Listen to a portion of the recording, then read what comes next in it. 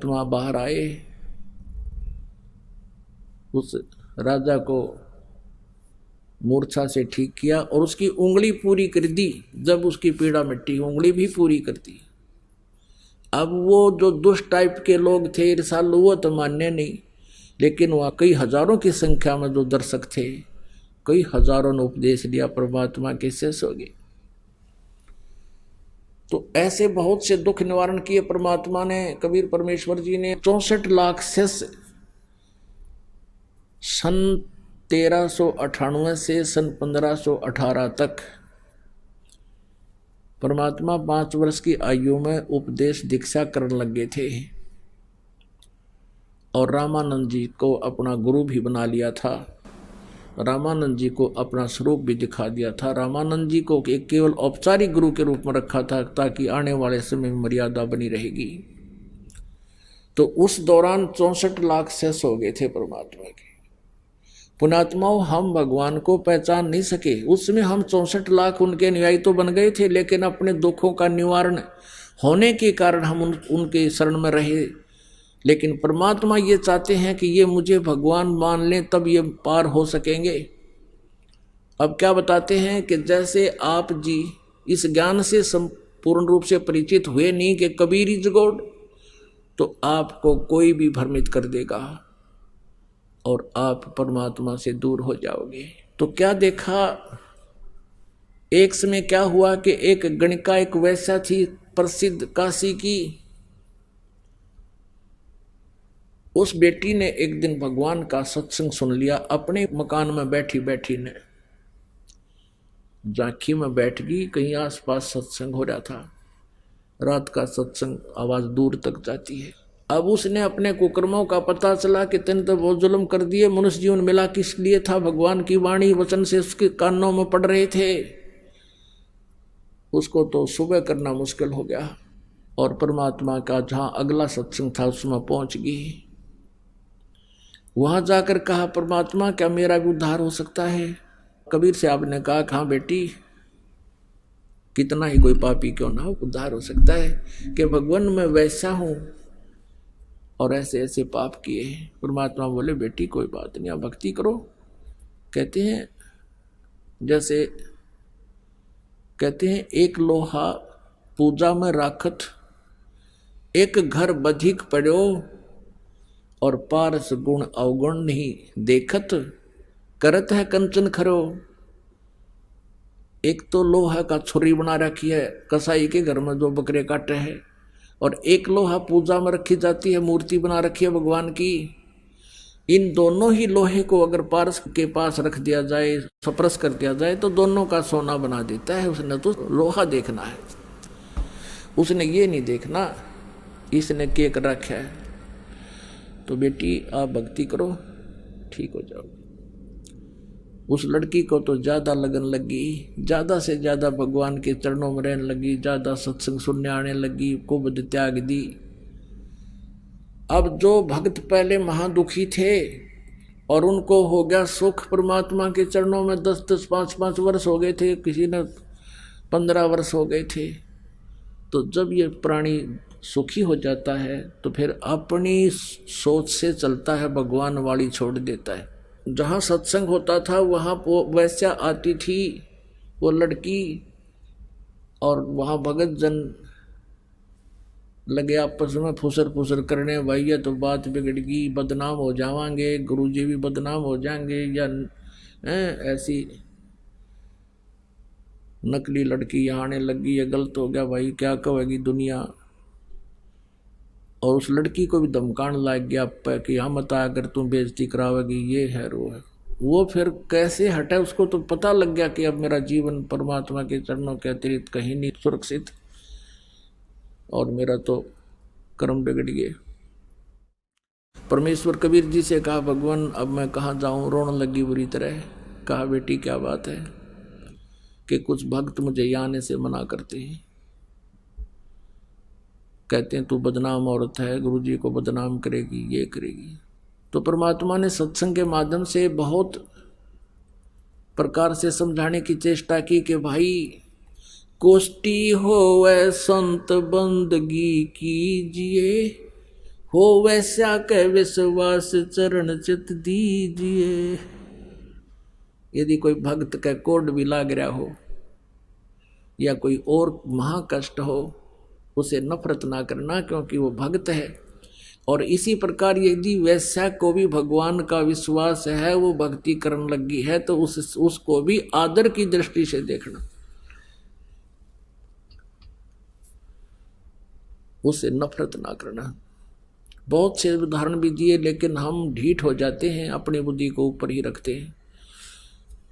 और यही कारण था कि हम सुखी होने के कारण परमात्मा के शिष्य बन गए, हमने उस भगवान को पहचाना नहीं। फिर परमात्मा ने पता चला कि ये देख लेता हूं, ये 64 लाख का टोल इकट्ठा हो गया, इनको मुझ पर विश्वास भी है, या वैसे ही ये झुंड का झुंड इकट्ठा हो गया, क्या ये मुझे भगवान भी मानते हैं या केवल अपने सुख प्राप्ति के लिए ही मेरे साथ घूम रहे हैं। और जब तक कहते हैं गुरु मानुष कर जानते ते नर कहिए अंधे, वो दुखी संसार में आगे यम के फंदे।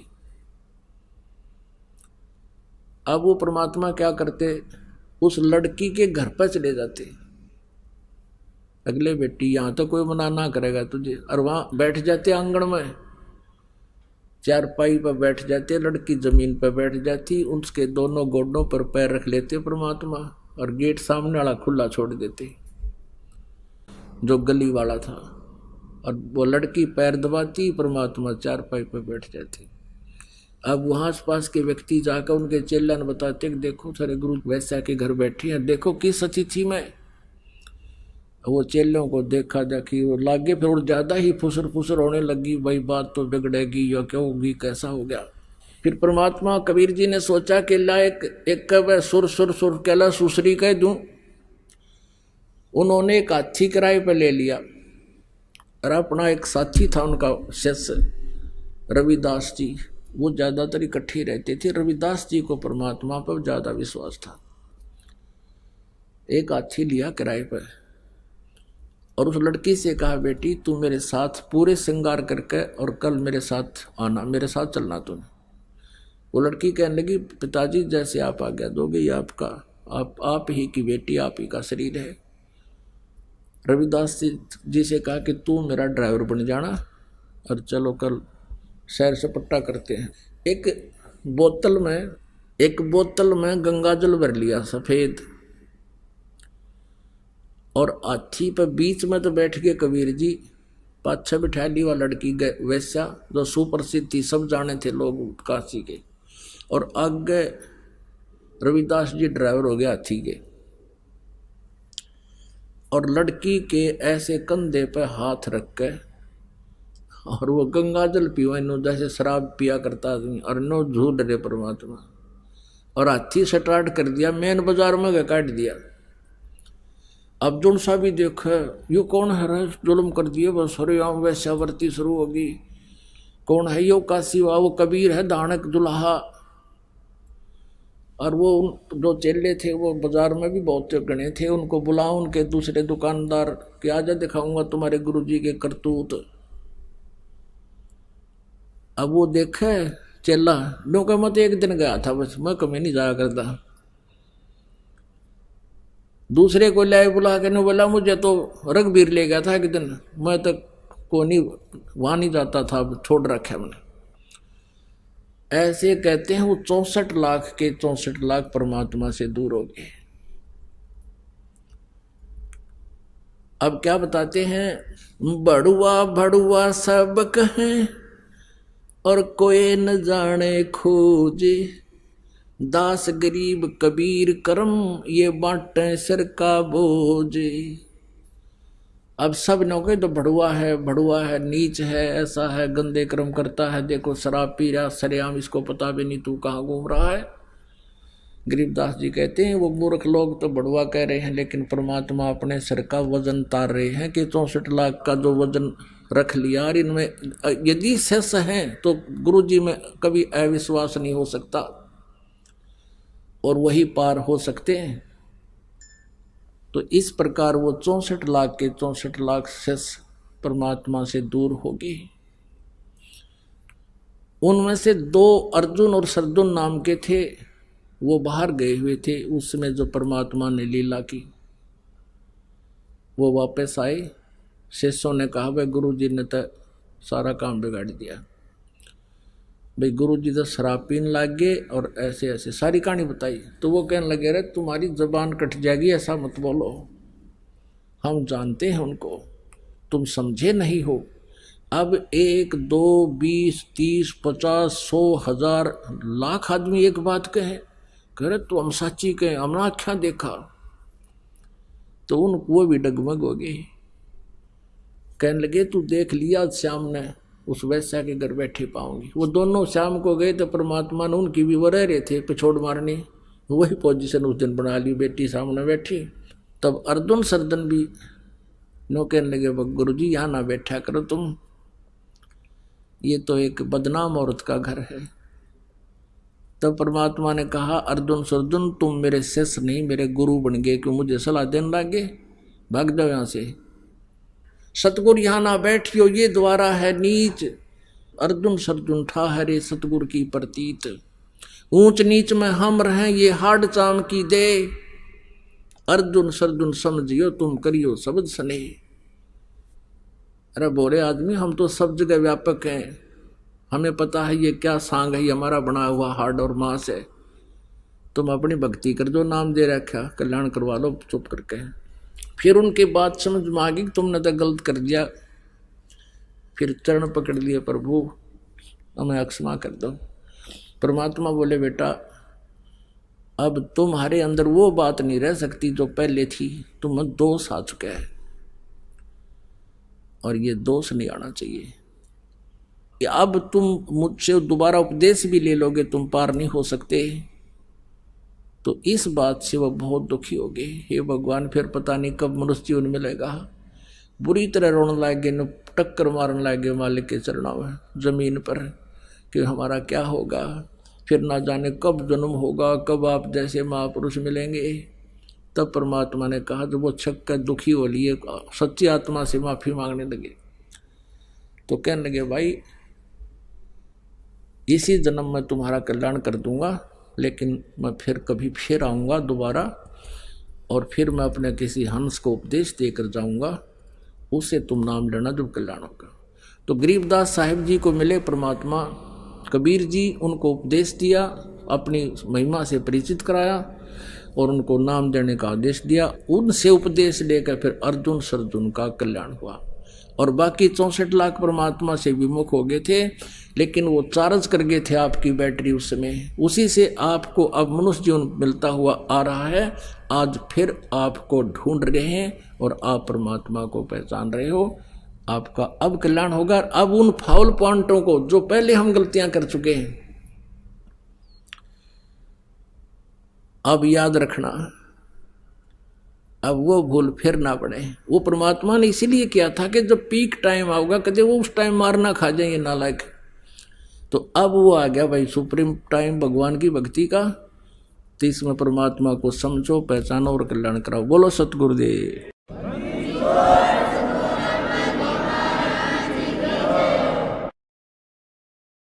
परम पिता परमात्मा पूर्ण ब्रह्म सर्वश्रेष्ठी रचनहार कबीर परमेश्वर कबीर देव ये हम सब आत्माओं के जनक हैं, हमारे पिता हैं। ये परमात्मा हमारे लिए भटक रहे हैं क्योंकि हमने गलती की थी। उस गलती के कारण हम ऐसे स्थान पर आ गए, यहां से वापस जाना हमारे बस से बाहर की बात है। यहां से बाहर समर्थ ही निकाल सकते हैं, समर्थ केवल परमात्मा ही है। परमेश्वर कबीर देव हैं, ये समर्थ हैं, बाकी सभी जीव संज्ञा में।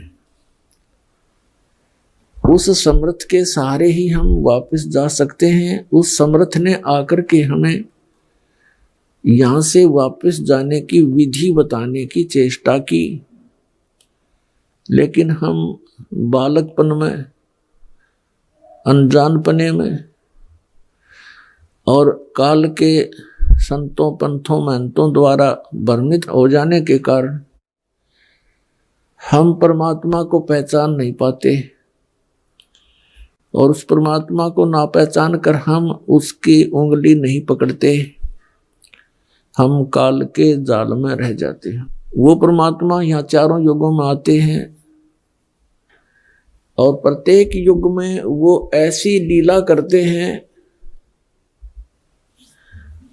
और उन लीलाओं की जानकारी जो भगवान किया करता है हमारे सदग्रंथ, पवित्र वेद बताते हैं। और अन्य जो ग्रंथ बने हैं जैसे पवित्र 18 पुराण, ये अनुभव है उन ऋषि महर्षियों का जिनको परमात्मा प्राप्ति हुई नहीं।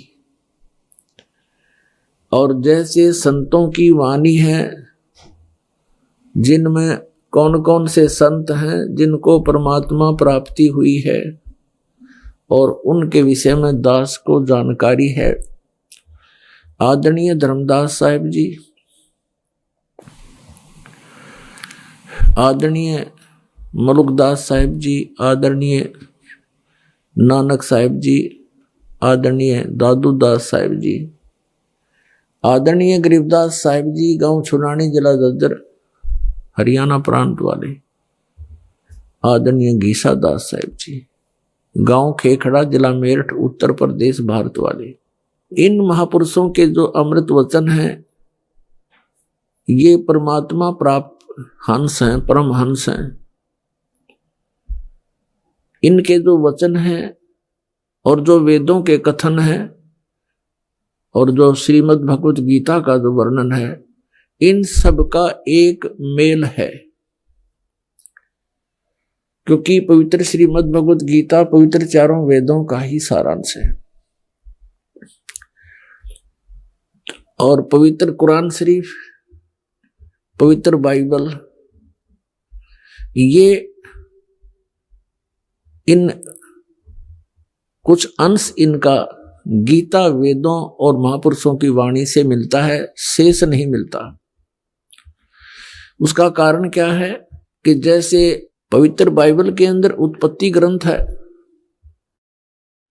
उत्पत्ति ग्रंथ का जहां तक 6 दिन में सृष्टि रचकर 7वें दिन तख्त पर जा विराजे परमात्मा पूर्ण ब्रह्म, जहां तक वो ज्ञान है वो बिल्कुल सत्य है। वेदों और गीता और उनसे मिलता है, महापुरुषों की वाणी से। उसके बाद परमात्मा पूर्ण ब्रह्म तो अपने निज स्थान पर विराजमान हुए। उसके बाद यहाँ की बागडोर काल ने संभाल ली, ब्रह्म ने। आगे का शेष वर्णन वही पुराणों के सत्र का है पवित्र बाइबल में। ऐसे ही कुरान शरीफ में कुछ आयतों के कुछ अंश पवित्र वेदों से, पवित्र महापुरुषों की वाणी से मिलते हैं और शेष वही पुराणों सत्र का उसमें ज्ञान है। तो ये सभी सदग्रंथ आदरणीय हैं, लेकिन परमात्मा पाने की विधि जब तक हमें नहीं मिलेगी तो हम मोक्ष प्राप्ति नहीं कर सकते। तो परमात्मा ने स्वयं आकर के जो यथार्थ ज्ञान दिया ऐसा ही वो देते हैं, ऐसा ही करते हैं। चारों युगों में परमात्मा आते हैं, अपना यथार्थ ज्ञान बताते हैं। सतयुग में परमात्मा आए थे सत्सुकृत नाम से, और ऐसे जो प्रत्येक युग में वो लीला किया करते हैं, ऐसी लीला की थी।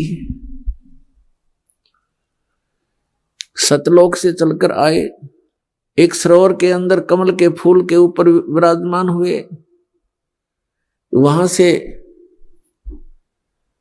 एक निसंतान दंपत्ति उनको उठा ले गए।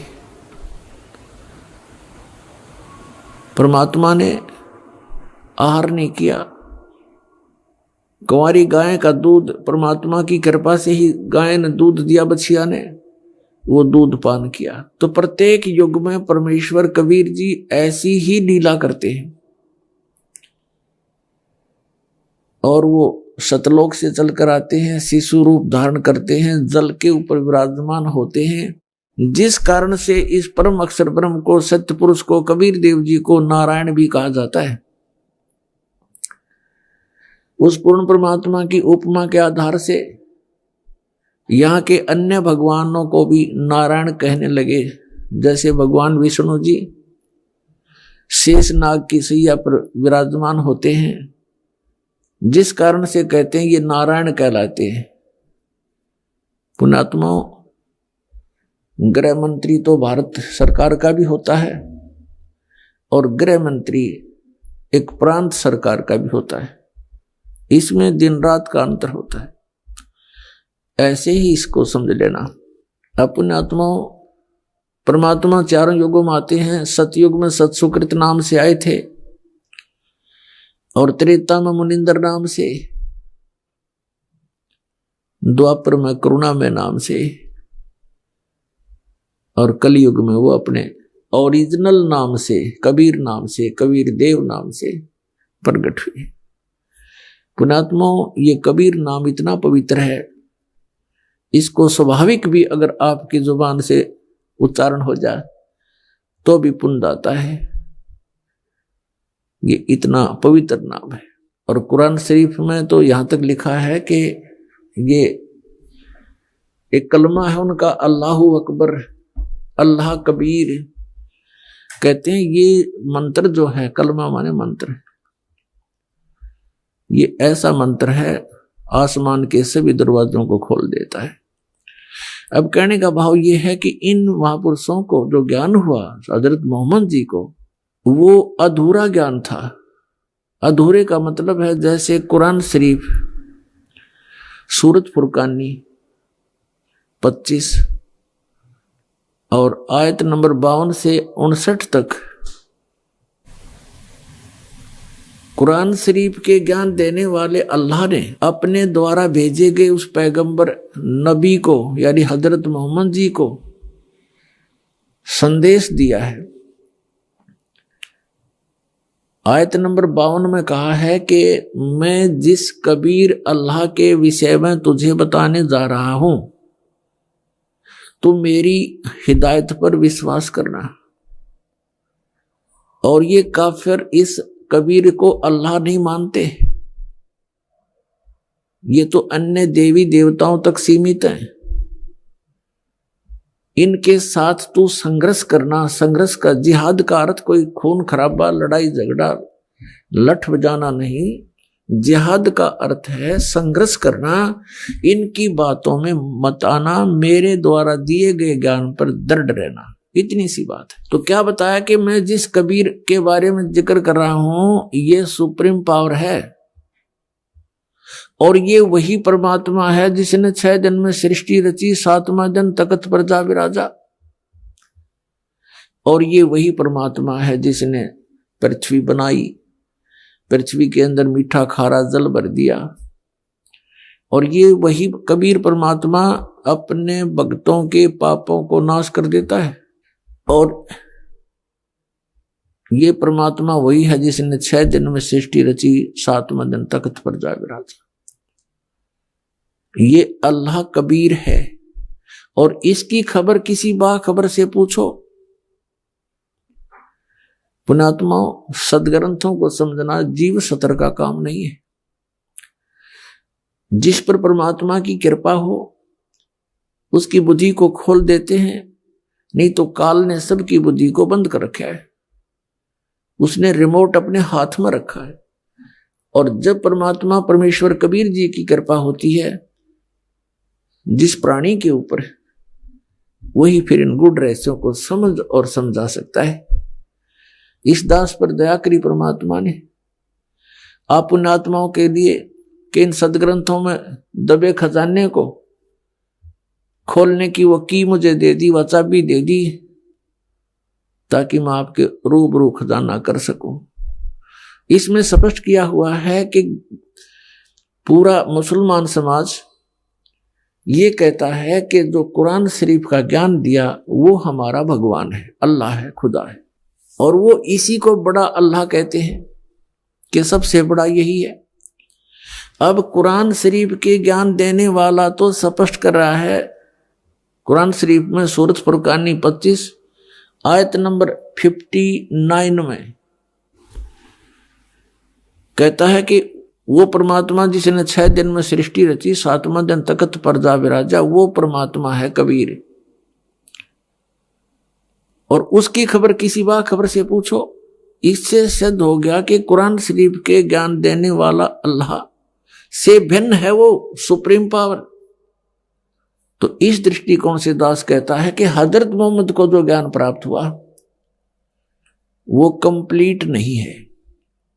इसी प्रकार श्रीमद् भगवत गीता अध्याय नंबर 4 के श्लोक नंबर 34 में गीता ज्ञान दाता ये वही ब्रह्म है जो कुरान शरीफ का ज्ञान हजरत मोहम्मद को दे रहा है। यहां गीता का ज्ञान श्री अर्जुन जी को दे रहा है श्री कृष्ण में प्रवेश करके। इसमें भी कहा चौथे अध्याय के 34वें श्लोक में गीता जी में कि उस तत्व ज्ञान को जो परमात्मा ने स्वयं आकर के कहा सुनाया है वो तत्व ज्ञान है। उस तत्व ज्ञान को किसी तत्वदर्शी संतों के पास जाकर पूछो, मैं नहीं जानता। और उनको दंडोत प्रणाम करने से तत्वदर्शी संत तुझे उस परमात्म तत्व का ज्ञान कराएंगे। अपने विषय में कहता है दूसरे अध्याय के 12वें श्लोक में गीता ज्ञान दाता, चौथे अध्याय के 5 और 9 श्लोक में,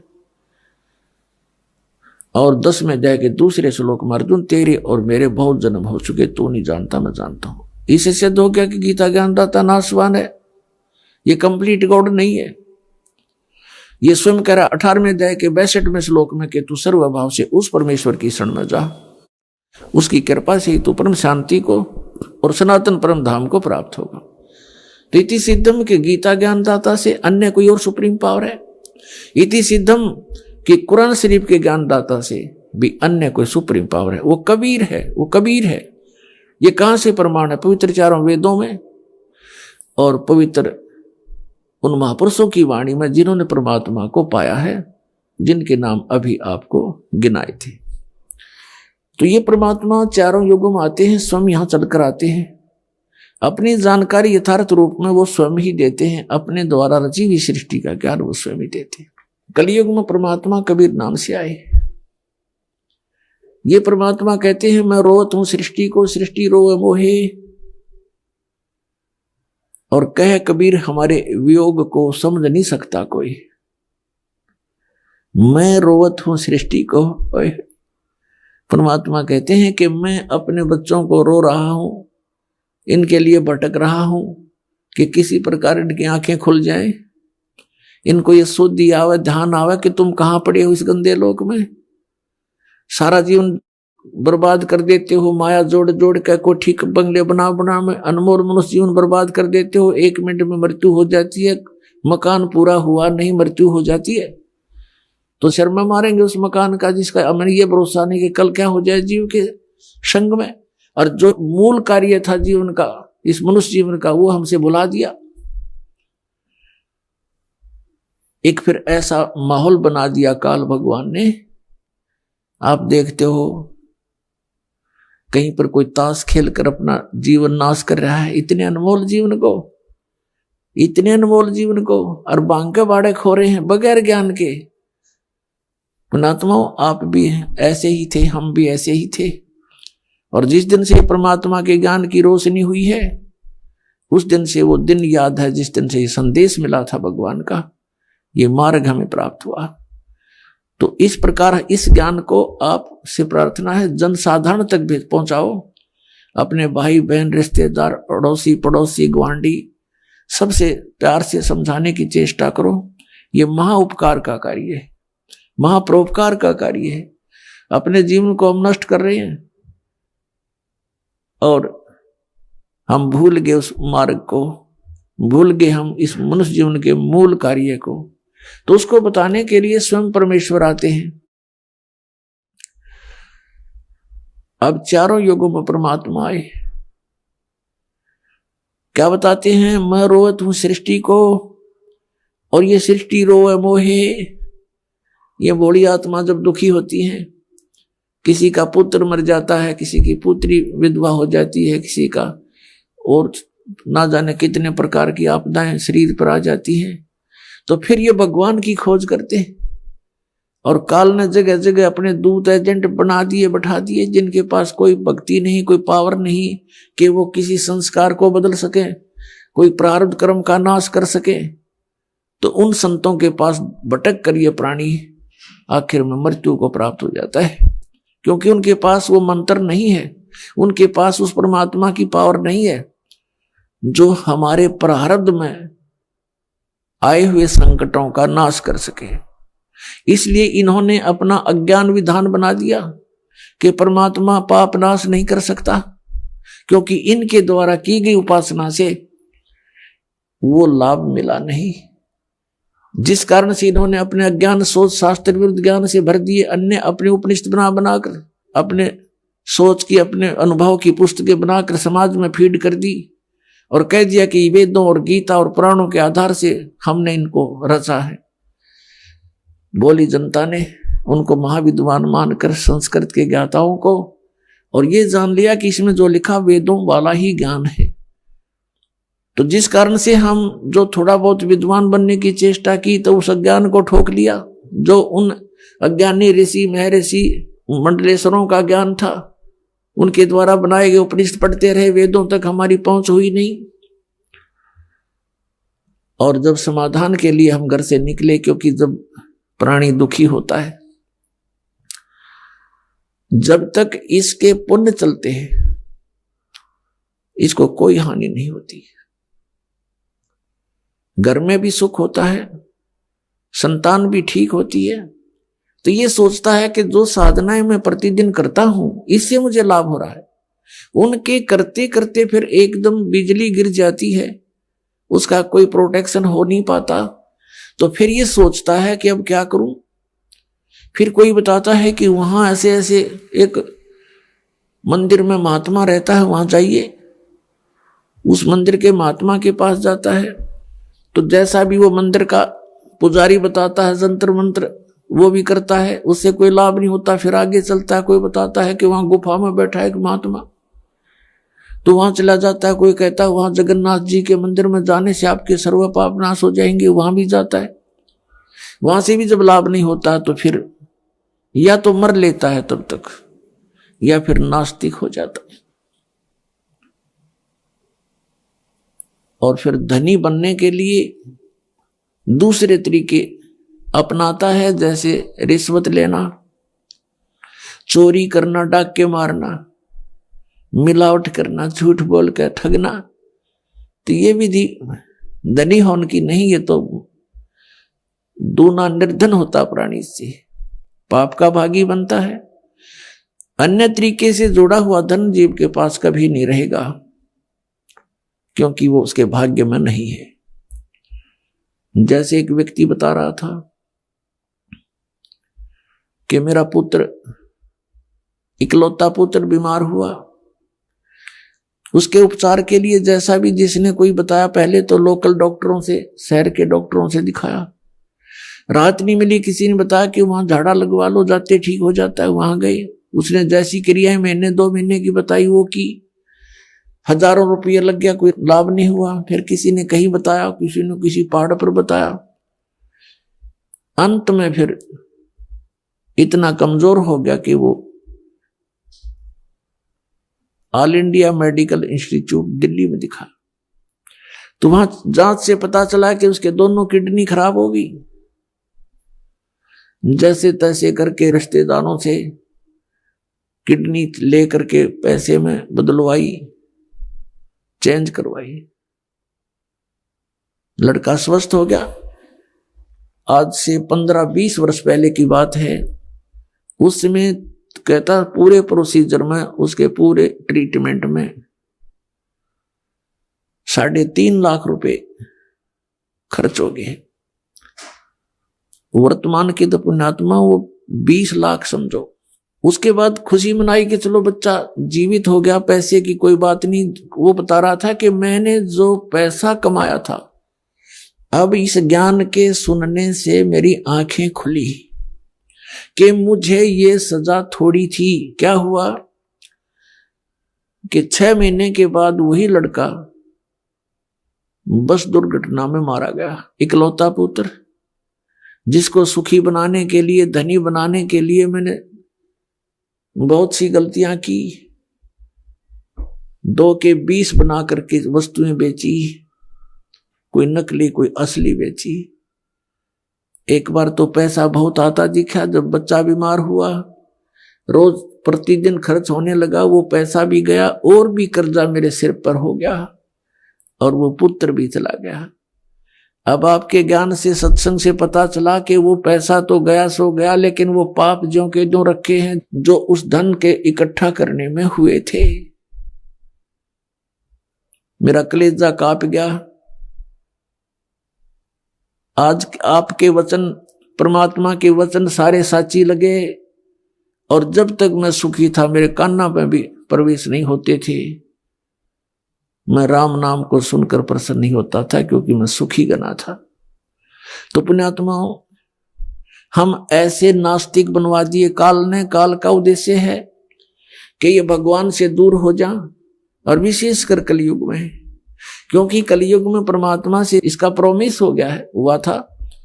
इसने खुद अपने मुख से कहा है कि आप कलयुग में कितने प्राणी ले जाना, 3 युगों में जीव ना ले जाना। भगवान परमात्मा को पता था इस बात का कि सतयुग त्रेता द्वापर में इनके पुण्य कर्म गणे रहेंगे, और जब तक प्राणी के पुण्य कर्म हैं ये सुखी रहता है, और जब तक ये सुखी है इसको भगवान की आवश्यकता कतई नहीं।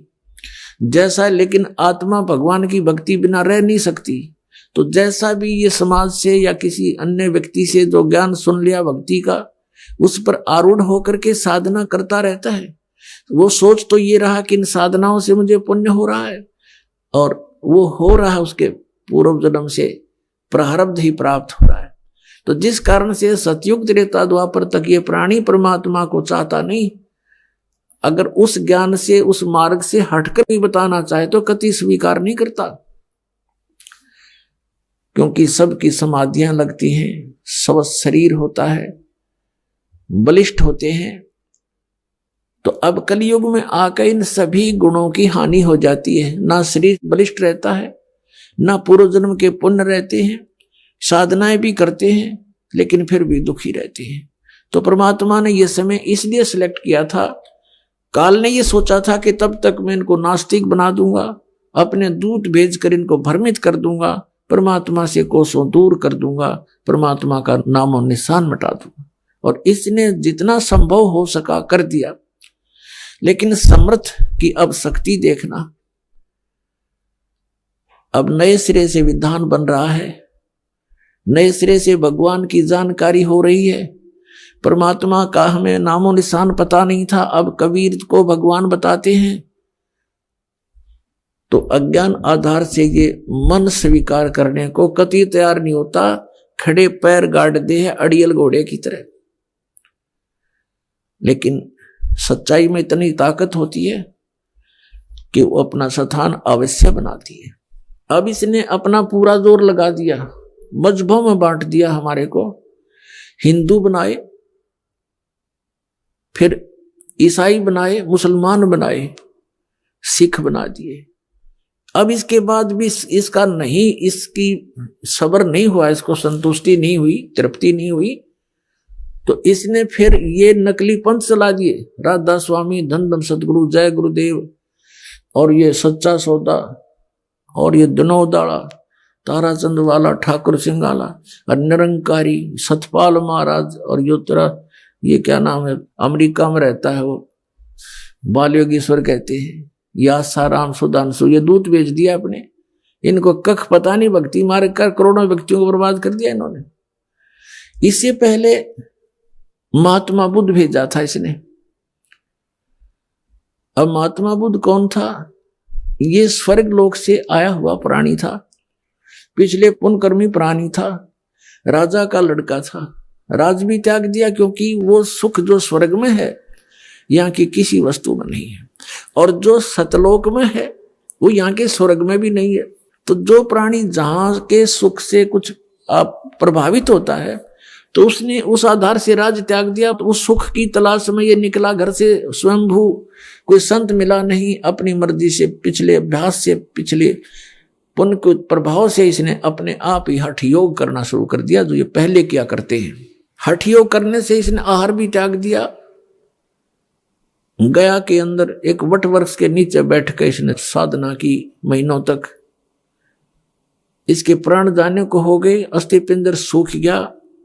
एक माई ने इसके मुख के खीर खार लगा दी, धीरे धीरे तो चाटने लगा। तीसरे दिन इसने आंख खोल दी और फिर पेट भर अन्न खाया। उसके बाद इसने अपना अनुभव सुनाया। वेदों और गीता को आधार नहीं रखा, इसने बना दिया विधान के starvation could not lead to salvation, कि भूखा मरने से भगवान प्राप्ति नहीं हो सकती। बस इतना ही विधान पाया इसने इतने दिन डरे ढोकर। अंत में इसने फिर इसके वचनों में इतना प्रभाव था, बहुत से श्रद्धालु इसके अनुयायी बन गए, कई राजा लोग इसके अनुयायी बन गए। अहिंसा मत करो, किसी को दुख ना दो, ये नियम बना दिए। लेकिन जो नियम आत्म कल्याण का था उसके पास था नहीं। इनके वचनों से प्रभावित होकर लाखों व्यक्ति इनके साथ हो लिए, और उनके द्वारा बताई गई भक्ति विधि से आध्यात्मिक लाभ ना होने से अब महात्मा बुद्ध के अनुयायियों ने यही मान लिया कि भगवान कहीं नहीं है। पूरा चीन नास्तिक हो गया। विश्व की आधी आबादी लगभग चीन के अंदर बताते हैं, और वो सारा नास्तिक, क्योंकि महात्मा बुद्ध का अनुयायी था। पूरा रूस नास्तिक। तो कहने का भाव ये है पुण्यात्माओं, अब काल का जहां भी दाव लगा इसने कसर नहीं छोड़ रखी। अरे देखना भगवान की लीला, अपनी प्यारी आत्माओं को कैसे ग्रहण करेगा। तो परमात्मा आकर के हमें याद दिलाते हैं कि तुम्हें जो मार्ग मिला है और जो तुम्हें ज्ञान प्राप्त हुआ है, ये कोरा अज्ञान है, और जो साधना की विधि तुमने प्राप्त है ये मोक्षदायक नहीं है। अब ये बातें उस व्यक्ति को कोई कहे जो घर में सुख है, अच्छी कोई पोस्ट प्राप्त है, या कोई और व्यवसाय उसका अच्छा है, और उसको कोई ये कहे कि आप जो साधना कर रहे हो ये ठीक नहीं, तो वो कैसे माने। वो कहता मेरे तो सारी मौज कर रखी है मैया ने, कोई कह बजरंग बली ने, हम तो उनको पूजते हैं, मेरे सारे ठाठ कर दिए। तो पुण्यात्माओं, इन सभी जो अड़चने हैं काल की, ये ज्ञान से दूर होंगी, किसी के कथन से नहीं। जो जिस वस्तु को सत्य मान रहा है उसके सत्य मानने से नहीं, उसके गुणों से परिचित होने से हम उस परमात्मा को पा सकेंगे। और जिस वस्तु को हम लाभदायक मानते थे, और जब हम ज्ञान होगा हमें, तो फिर हम उसके गुणों से परिचित होंगे तो तुरंत त्याग देंगे। अपने आत्मा इस ज्ञान से बात बनेगी, और वो ज्ञान परमेश्वर ने स्वयं आकर के हमें बताया है। परमात्मा कहते हैं मैं रोवत हूं सृष्टि को, सृष्टि रोवे मोहे, कहे कबीर हमरे वियोग को समझ न सकता कोई। परमात्मा आकर हमें याद दिलाते हैं मानुष जन्म दुर्लभ है, ये मिले न बारंबार, तरवर से पत्ता टूट गिरे भाई बोहर न लगता डार। पुण्यात्माओं, कबीर साहब कहते हैं चारों युग में संत पुकारे, कूक कहा हम हेल रे, हीरे माणिक मोती बरसे ये जग चुगता ढेल रे। परमेश्वर कबीर साहब कहते हैं कि चारों युगों में मेरे से परिचित मेरे हंसों ने, मेरे संतों ने जगह जगह जाकर के ज्ञान प्रचार किया, और मैंने भी आकर के ऊंचे स्वर में आवाज लगा लगा करके क्या बताया कि हीरे मानिक मोती बरसे ये जग चुगता ढेल रे। हम उस सत साधना रूपी यथार्थ तत्व ज्ञान रूपी हीरे और मोती की वर्षा कर रहे हैं, और ये भोली आत्माएं इन काल के दूतों से ग्रहण अज्ञान के आधार से जो साधना कर रहे हैं वो कंकर और पत्थर डले इकट्ठे कर रहे हैं। पर भी लेन जात है दुनिया हमारा ज्ञान किने ना सुनिया। पर भी लेन जात है दुनिया। परमात्मा कैसे हमारे लिए तड़प रहे हैं, भटक रहे हैं, क्योंकि वह हमारे पिता है और हमारे को काल ने यहां भांग पिला रखी है इस झूठे सुख की। कबीर साहब कहते हैं, कबीर ये माया अटपटी सब गट आण अड़ी, और किस किस को समझाऊं या कुएं भांग पड़ी। हमारे को कुछ भी दिखाई नहीं देता, बेटा बेटी कार और कोठी ये बन जा, किसी तरीके से बन जावे। माया के अतिरिक्त हमने कुछ, ये सब माया ही है, और माया को परमात्मा ने स्वप्न बताया है। ये तुम स्वप्न में सब कुछ प्राप्त कर रहे हो, और जब आपका ये स्वप्न टूटेगा, सपना साजा टूट उठ के मुंड पकड़ रोए। जैसे सपने में एक भगत कह रहा था, बोला जी मैं गरीब आदमी रिक्शा चलाऊं और सपना सारा दिन ये सोचूं अच्छा बढ़िया पैसे हो जाए मैं भी कार लूं, तो सपना ऐसा ही आ गया। कार जैसे कार ले ली और फुल स्पीड पर चला रहा हूं, आगे से ब्रेक लगाने लगा तो ब्रेक लगे नहीं, पैर गेला ने खूब जोर लगा दिया। पार्टी सी गुजड़ी थी, उसने पाट कर रजाई न पैर पैर निकल गया। फिर एकदम आँख खुल गई, तरह के जब कहाँ तो कार है, वह रजाई और पाट ली कार के चक्कर में। तो ये स्वप्न है जिसको आप ये सब अपना समझे बैठे हो। जब ये स्वप्न टूटेगा तो यूं सोचेगा कौन बेटा था, कौन थी बेटी, कहाँ थी वो कार, किसकी थी वह कोठी। फिर तो काल के दूत आगे खड़े पाओगे लठले, कहेगा आजा मेरे साथ साथ। तो परमात्मा क्या बताते हैं, आजा बंदे शरण राम की फिर पाछ पछतावेगा भाई। आजा बंदे शरण राम की फिर पाछ पछतावेगा भाई। आजा बंदे शरण राम की फिर पाछ पछतावेगा। बाड़ू की भीत पवन का खंबा कब लग खैर मनावेगा। हाँ, बाड़ू की भीत पवन का खंबा कब लग खैर मनावेगा। आजम तेरे घटने घेर तू राम कहन ना पावेगा। आजम तेरे घटने घेर तू राम कहन ना पावेगा भाई। आजा बंदे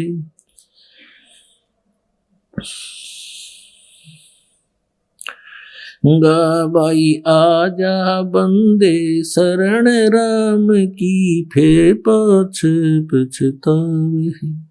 आइए अब हम उन श्रद्धालुओं के अनुभव जानते हैं जो जगत गुरु तत्वदर्शी संत रामपाल जी महाराज जी से दीक्षा प्राप्त कर चुके हैं तथा उनके द्वारा बताए गए भक्ति मार्ग पर चल रहे हैं। सर नमस्कार। नमस्कार सर।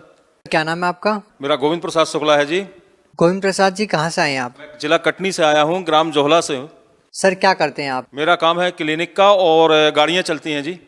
सर आपसे ये जानना चाहेंगे कि संत रामपाल जी महाराज से कब जुड़े आप? मैं संत रामपाल जी महाराज जी से यानी 1/13/2013 को जुड़ा हुआ हूँ सर। सर 2013 में आप संत रामपाल जी महाराज से जुड़े, इससे पहले आप कोई भक्ति साधना करते थे? जी बिल्कुल, जो पैतृक भक्तियाँ थीं जैसे माता जी की, शंकर जी की और तो तुम्हारे से इनकी हनुमान जी की, ये भक्तियाँ करते थे। इससे हमें लाभ थोड़ी बहुत होते थे मगर पूर्ण रूप से लाभ नहीं होते थे। हम लोग पूरे घर के परेशान थे। हमारी यहाँ श्रीमती जी जो हैं उनके 2-3 बच्चे इन पूजाओं में एक्सपायर हो चुके थे। हम लोग यानी बच्चों से, बालक से बड़ी दुखित थे और जब यानी तुम्हारे से बालकों से दुखी होने के कारण हम यहाँ वहाँ चौकियों में भटकने लगे। हमें एक गोसलपुर में संत शिवदत्त जी महाराज मिले, उनकी शरण में गया, उनको गुरु जी बनाया। उन्होंने संकेत किया था मगर उस संकेत को हम समझ नहीं पाए। उन्होंने ये संकेत किया था कि आप उत्तर दिशा को जाएं, वहां गुरु गोविंद दोऊ खड़े, काको लागे पांव, बलिहारी गुरु आपने गोविंद दियो मिलाए। ये शब्द वो बार बार मुझसे कह रहे थे मगर मैं उस चीज़ को समझ नहीं पा रहा था जी। और मैं काफ़ी दिन लेट हो गया और मैं खुद स्वयं बीमार पड़ गया।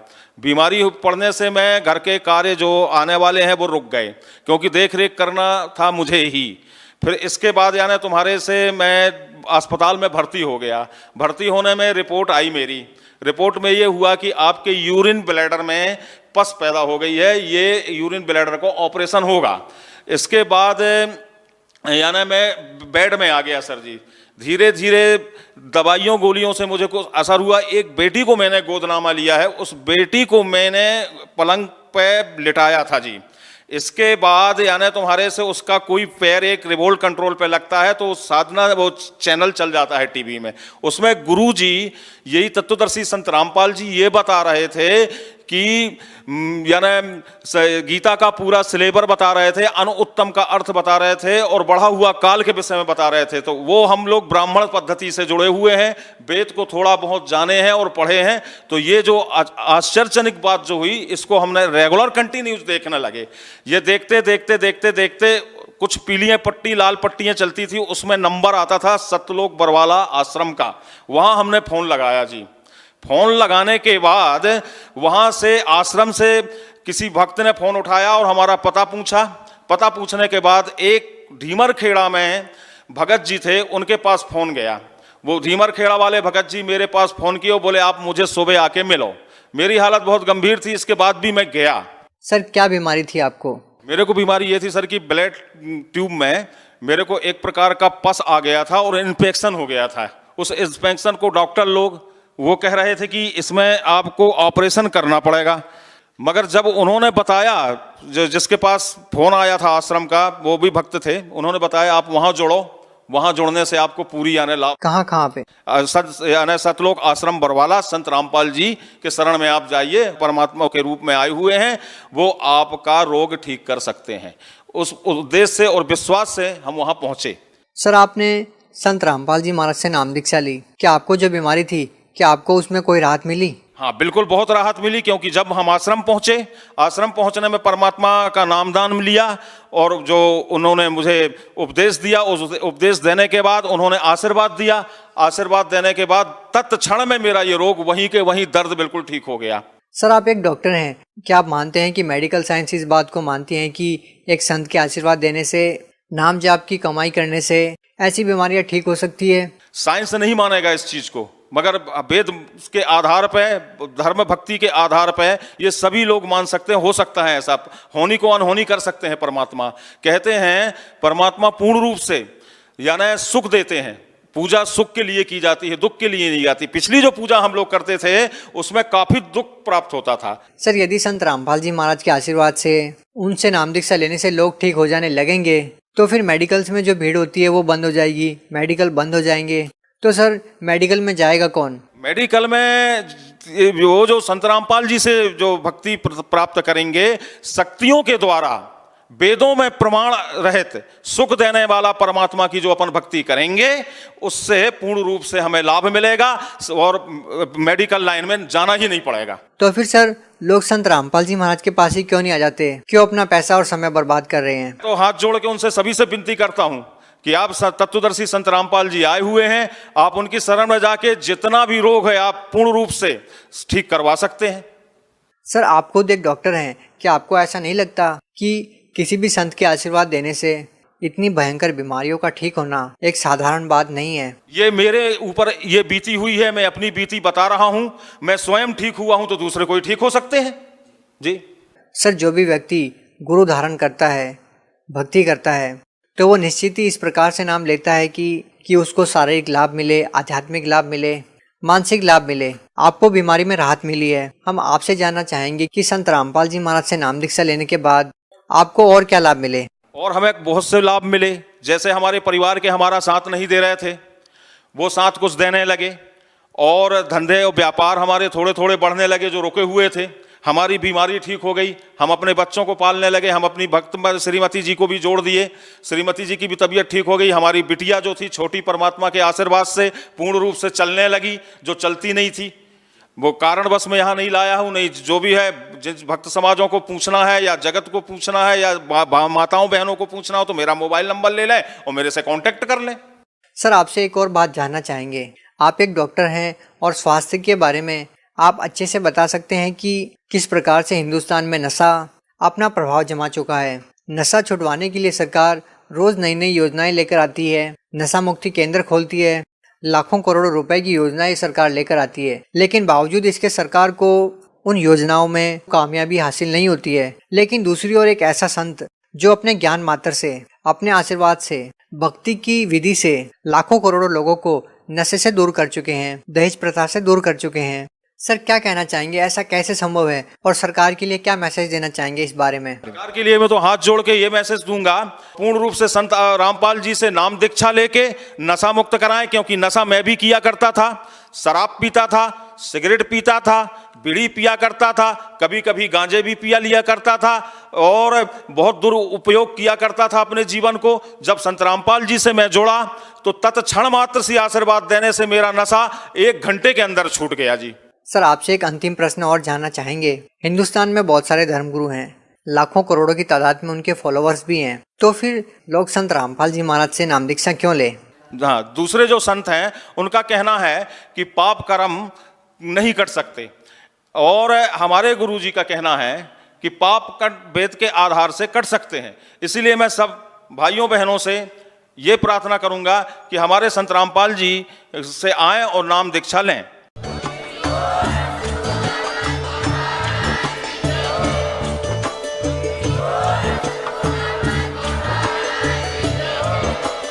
आप सुन रहे थे जगत गुरु तत्वदर्शी संत रामपाल जी महाराज जी के मंगल प्रवचन। अधिक जानकारी के लिए विजिट कीजिए हमारी वेबसाइट